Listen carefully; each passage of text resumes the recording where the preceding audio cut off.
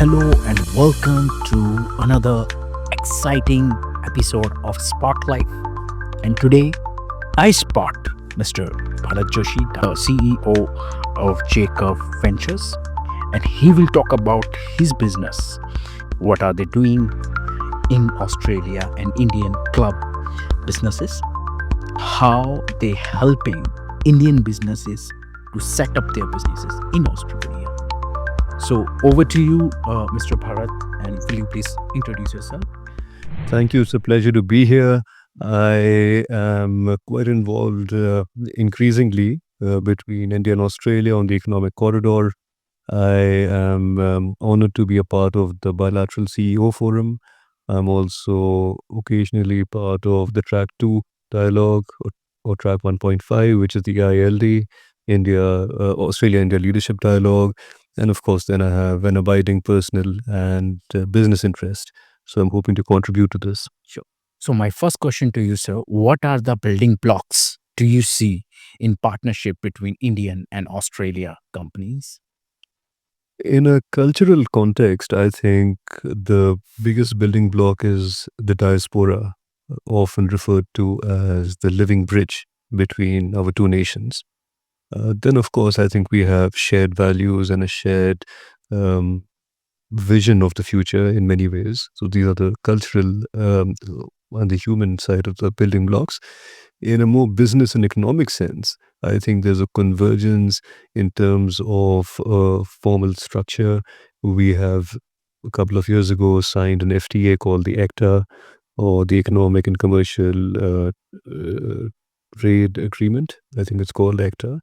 And we also are partners through the SCRI, which is the Supply Chain Resilience Initiative among India, Japan, and Australia. And quite recently, just I think last week, during the G20, the leaders of three countries, Australia, India, and Canada, also have formed another minilateral with a focus around technology and innovation, and of course, critical technologies, critical minerals as well. So I think these are a couple of the more institutional and the systemic and the more structured building blocks as well. So my next question to you, Mr. Bharat, how uh, Jacob Ventures helping businesses? Would you like to put some light on it? And would you like to share one business case study which you have been successfully done in the ventures? And would you like to share with us? So we've been engaging with both foreign companies and foreign governments at a variety of levels. We have engaged at a very senior level, which is to say the board level and the C-suite level. And also, we sometimes get into the weeds and help with the execution. So, not only the very macro level strategy. In terms of a more granular case study, we have worked with a foreign company, quite a large international corporation, which was stuck in a little bit of a challenge here um, due to an operational sort of a snafu.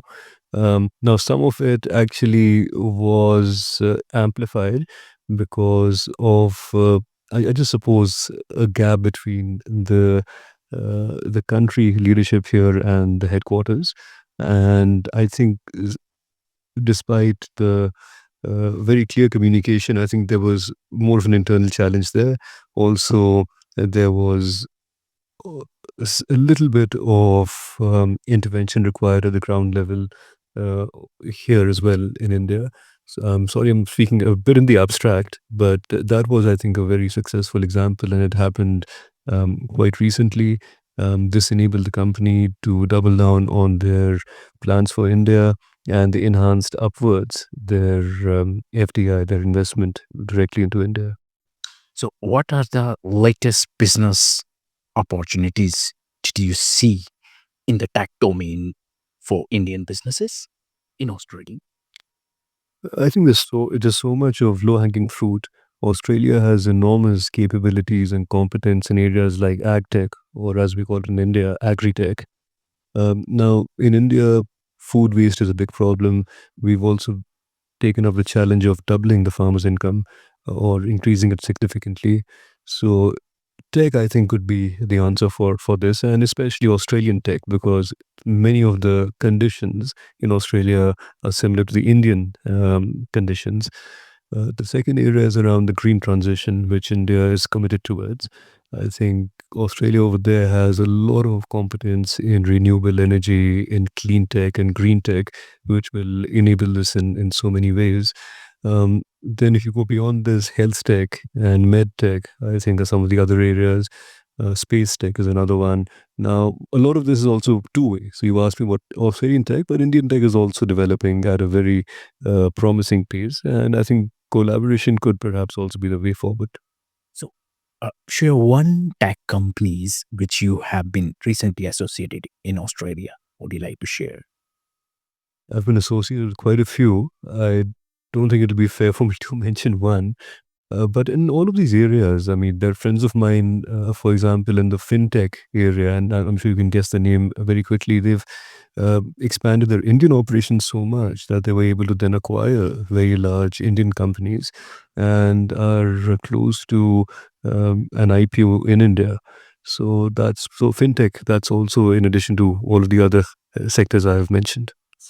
Okay, so what are the benefits for Indian businesses to invest in Australia?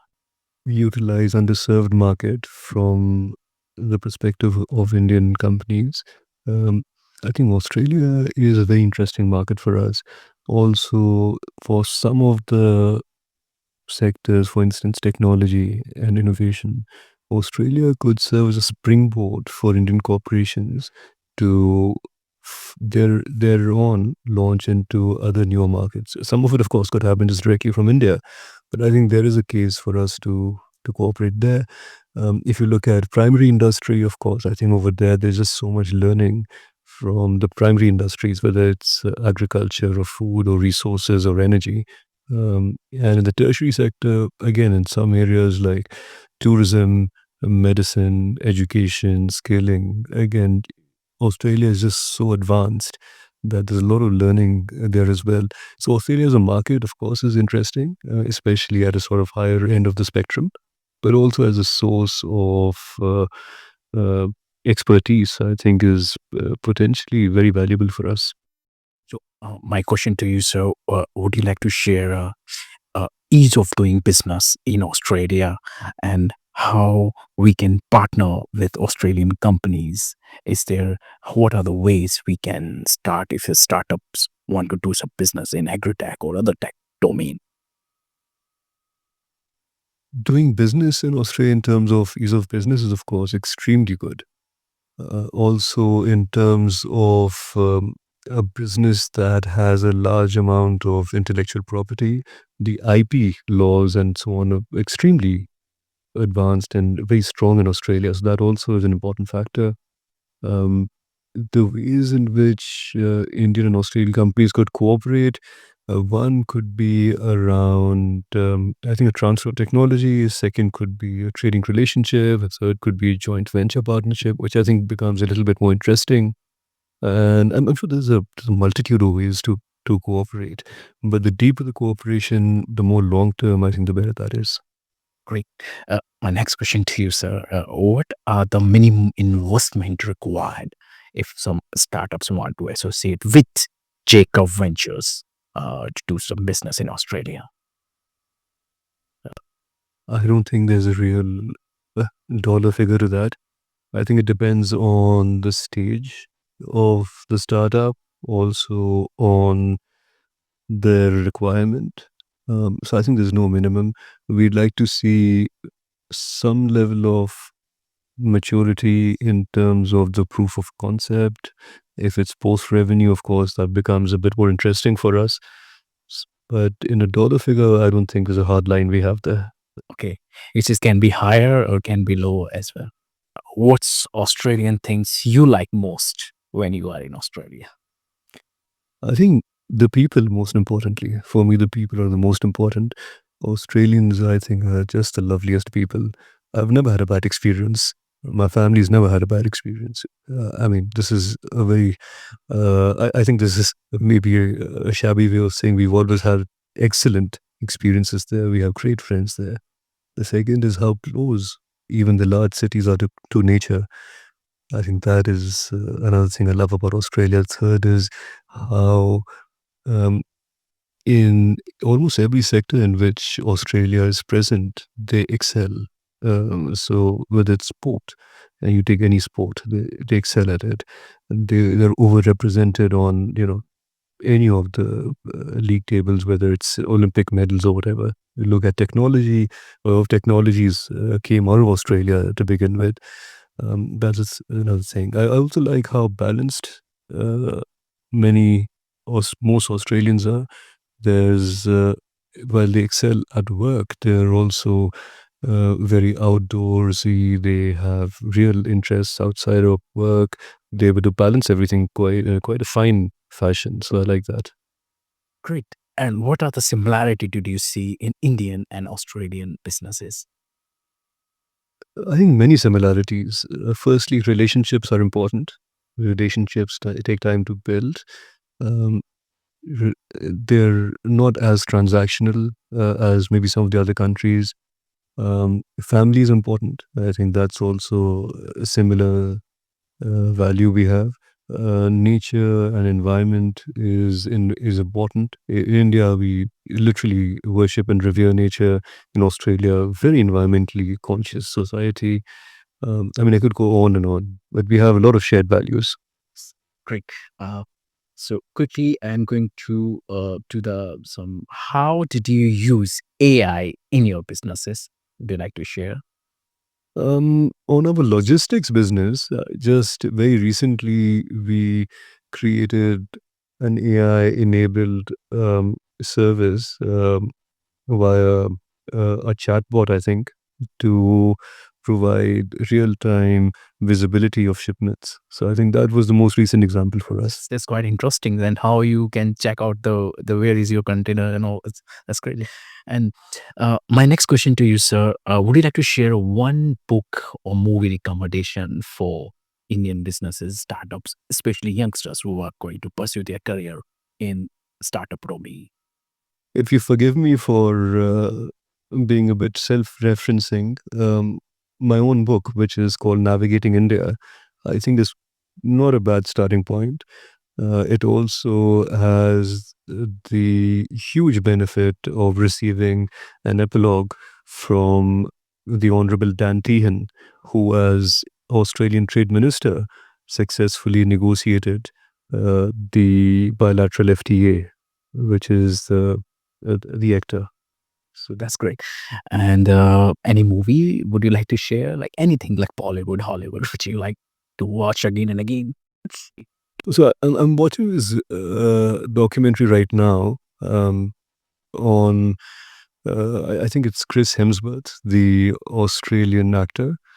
So him and Dr. Peter Attia do this documentary on longevity, and it's a TV show. It's not like one movie, but it's quite fascinating. So maybe that's a good one to look to watch.